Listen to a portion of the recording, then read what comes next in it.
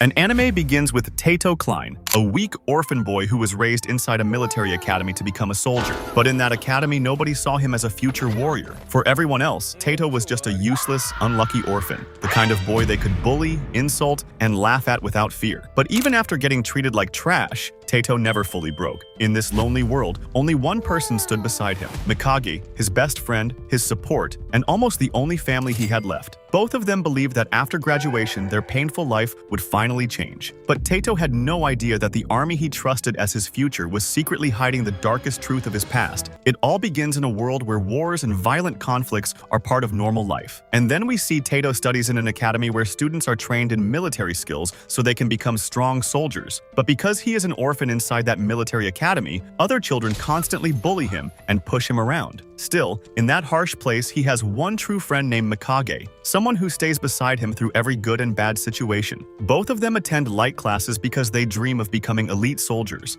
and soon their ceremony is close to ending, meaning they are about to graduate. Before graduation, however, they must pass one final test, and Mikage says the test may be very difficult, so passing it might not be easy. Tato tells him with firm belief, "No, I will pass it no matter what. That is my only goal." After saying this, both of them return to their dorm room, where they continue talking. During their conversation, Mikage tells Tato that he is like a part of his family. Later that night, just when Tato is about to fall into frightening dreams, he wakes up and starts telling Mikage that he is an orphan, and until now, the only person who has truly stood with him is Mikage, so he considers Mikage his family. Hearing this, Mikage makes a promise that he will always stand firmly by Tato's side in every good and bad situation. After this, the next day is shown, where the students are given their final mission. In this mission, they have to defeat a criminal who has already murdered many people, and the rules are clear. During the fight, no one is allowed to run away, and no one is allowed to lose against him. Then the criminal is brought inside, and he looks like Captain Sparrow with an eye patch over one eye.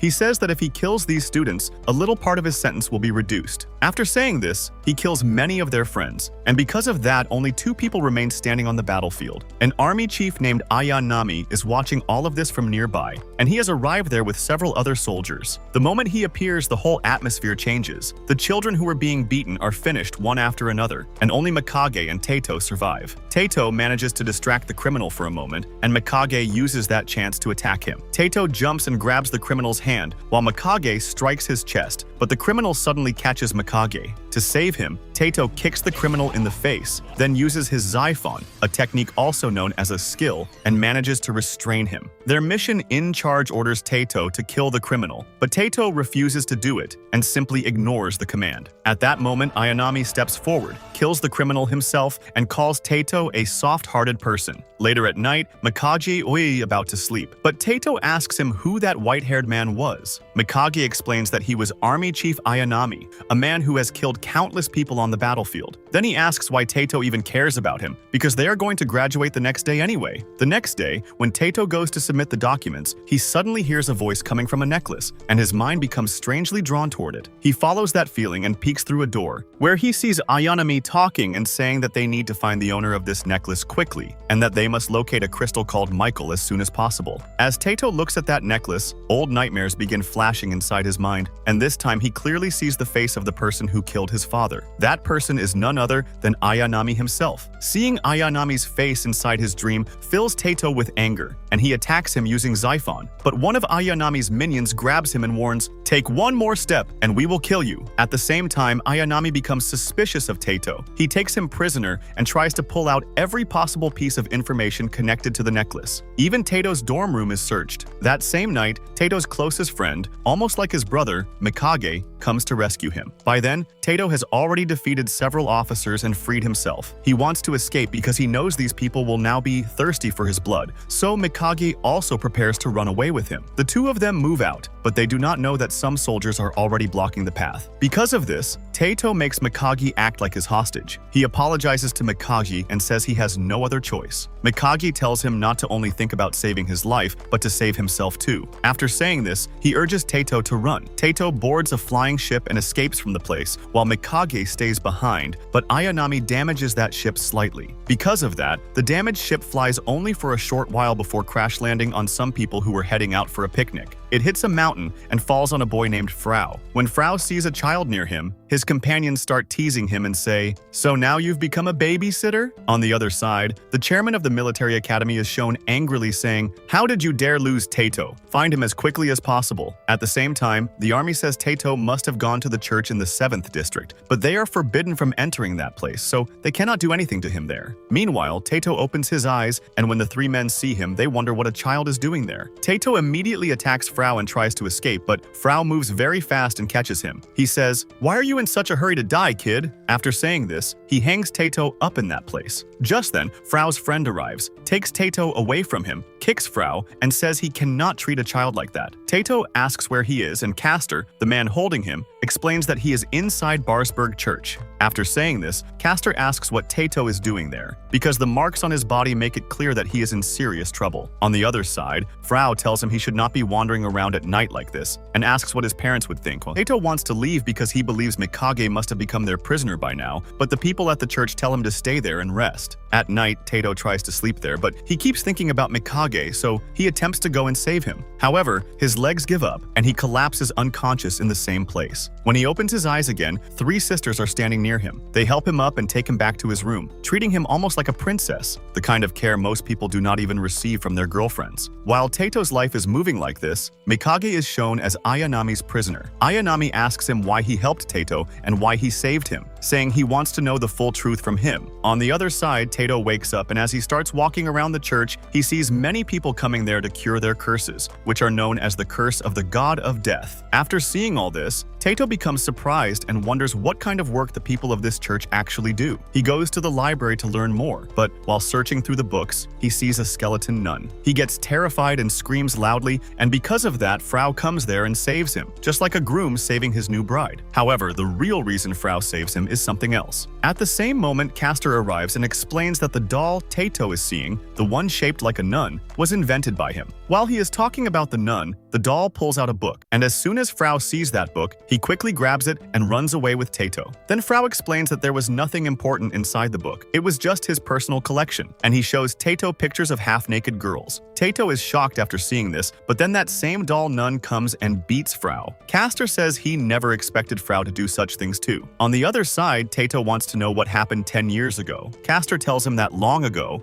there were 2 kingdoms. One was Barsberg, and the other was the Rags Kingdom. Both Barsberg and Rags had divine protection, and there were 2 crystals that could channel that power. The Rags Kingdom tried to attack Barsberg, but in the end, it was destroyed itself. Hearing this story leaves Tato stunned, but he wants to know the real truth, so he decides he will investigate it on his own. He runs and reaches a place where there is a huge statue. A nun tells him that these are the 7 gods who tried to punish the god of death, because when the god of death came here to torment people, the chief of heaven sent 7 gods who sealed him away. She says this statue belongs to one of them, whose name is Zahel. After saying this, the nun takes Tato to God's domain, which is the name of a hall inside the church. There, Labrador is shown giving Tato a silver rose, which is a symbol of protection. After that, we see that all the nuns take great care of Tato along with the others, but Tato is still trying to escape from the church. Frau catches him and says he cannot go anywhere because he is still too weak. The announcement is made that the gates are closing, and Tato wants to run from there, but he cannot stop Frau because Frau is much stronger than him. At the same time, Castor says that maybe Tato is trying his best to escape, but he will fail because Frau will not let him leave, so he should stay there for now. Then Castor places the silver rose on Tato's face, making him look like a beautiful man. On the other side, many nuns are shown inside the cafeteria. After that, Tato's princess treatment starts all over again. The nuns begin feeding him with their own hands, and then they even try to make him eat eyes. Seeing this, Tato is completely shocked and asks how meat can be served inside a church. The nuns calmly explain that it is not meat, it is eyes, and anyone can eat eyes because they are not the same as meat. After saying this, they start eating them one by one, and once they say the taste is actually very good, Frau tells Tato that he should try some too. The moment Frau says this, Tato suddenly eats it straight from Frau's hand, leaving Frau surprised. Frau then says that the military academy must have been feeding him grass and leaves, and that is why he is so weak, but if he eats proper food here, he will become strong. On the other side, Tato finds it so tasty that he keeps eating piece after piece without stopping. All the nuns become happy after seeing him eat like that, and Tato quietly wins their hearts. In the middle of this warmth, Tato remembers his friend Mikage, and the nuns understand that they should not ask him anything more, so they simply cheer for him. Later, Tato is shown inside his room, while on the other side, the chairman of the military academy says that Tato could have become Michael's successor, and angrily asks why they even needed to torture him. He orders everyone to find Tato as quickly as possible. Just then, Ayanami arrives and explains that Tato carries the academy's mark. Once people see that mark, they will not be able to protect him for long, because protecting him would mean going against the academy. That means he will have no safe shelter anywhere, and in the end, he will be forced to return to the military academy. After this, Tato is shown sitting alone at night. When one of the nuns calls him to sleep, he quietly goes with her, still surprised by how much the nuns help him. Nothing like this ever happened to him inside the academy, where everyone used to bully him. One day in the past, when a boy was bullying Tato, Mikage stepped in and beat that boy badly. After that incident, Tato and Mikage became friends, because both of them were punished together for hurting that child, even though the child had been bullying Tato first. That was how their bond began. Tato now knows very well that Mikage helped him escape from the academy, so he must be getting punished there because of him. He cannot let his friends suffer that punishment alone. Around that moment, an old man appears and tells Tato that he looks deeply lost. The old man says his own family is gone too, and he also has nowhere to go, but asks Tato what would happen if his wish came true. He tells Tato to speak about his wish and says he will surely fulfill it. Tato then says that he cannot remember his past and his friend is in danger because of him, so no matter what happens, he has to save him. Hearing this, the old man says that Tato's wish can indeed be granted and tells him to meet him at the same place at midnight. After saying this, the old man leaves. Tato also tries to run away from there, but Frau appears and says he will not let him go anywhere because he is still far too weak. Tato refuses to listen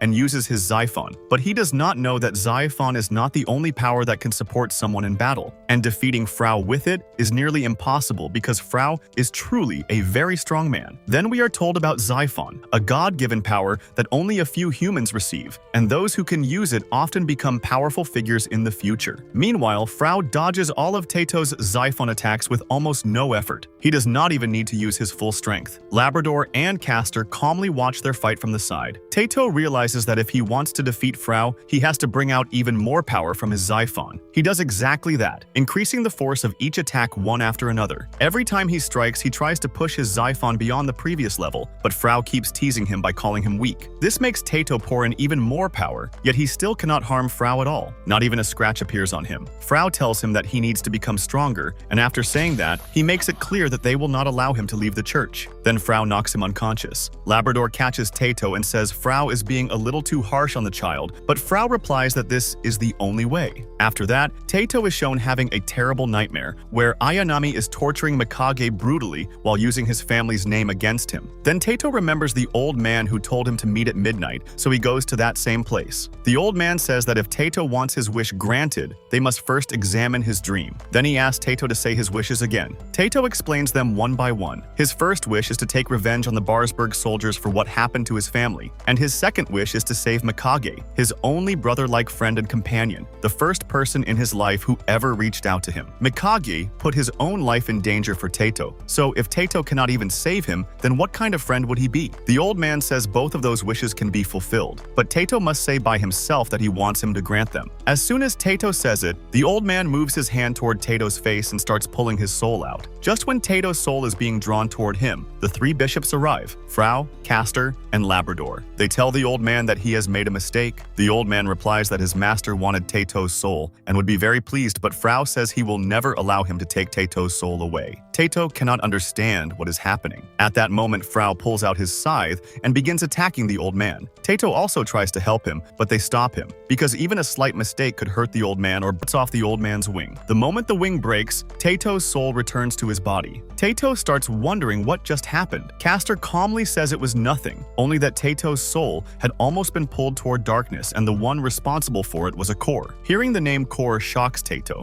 and he asks what a core even is. The old man finally returns to his senses, and they begin taking him away from that place. Then the scene shifts to Frau, who lifts Tato and carries him back to his room. Tato asks why Frau keeps treating him like this. Frau says that if he had not been there, Tato's life would have been in danger. After saying this, he starts removing the god of death's curse from Tato's body. Bit by bit, he clears it away, and tells Tato to sleep peacefully. The next day, Tato wakes up and starts walking around the church. He is amazed because he was never allowed to go outside the academy, and the sight of the church under sunlight feels new to him. The nuns are washing clothes nearby, so he walks forward to speak to one of them, but then he realizes she is washing his pants too. Seeing this embarrassing scene, Tato becomes angry, snatches the pants from her hand at high speed, and runs away. As he keeps running, he crashes into Frau. Frau teases him and says he did not even see a tiny dwarf coming before bumping into him. Tato apologizes for his mistake, but Frau becomes irritated after seeing his mood, so he takes the pants from Tato's hand and throws them into the air again. Tato runs into more embarrassment and reaches a place where he sees a half-mermaid. He is shocked after seeing her, and then her name is revealed as Lizette. Looking at Lizette, the others say she seems very impressed by Tato, and maybe her heart has fallen for him. After this, Labrador shows him the old man who has now recovered. The old man meets his child and grandchild, then leaves from there. Tato still wants to know what a core is, so Castor explains that it began with God. Before God sent humans to Earth, he allowed them to fulfill 3 wishes. Once those 3 wishes were completed, they were called back to heaven. However, Core would fulfill those wishes early and then drag those humans into darkness, making it impossible for them to meet God again. Castor asks Tato to keep the matter of Core secret because no one else should know about it except them. Tato nods and says he will also fulfill the 3 wishes he once made to God. After saying this, he starts thinking about Mikage. Meanwhile, on the other side, the soldiers are thinking of different ways to torture Mikage. Tato remembers Mikage as the friend who stood by him, while the scene shifts to Mikage, who is also thinking about Tato. Ayanami arrives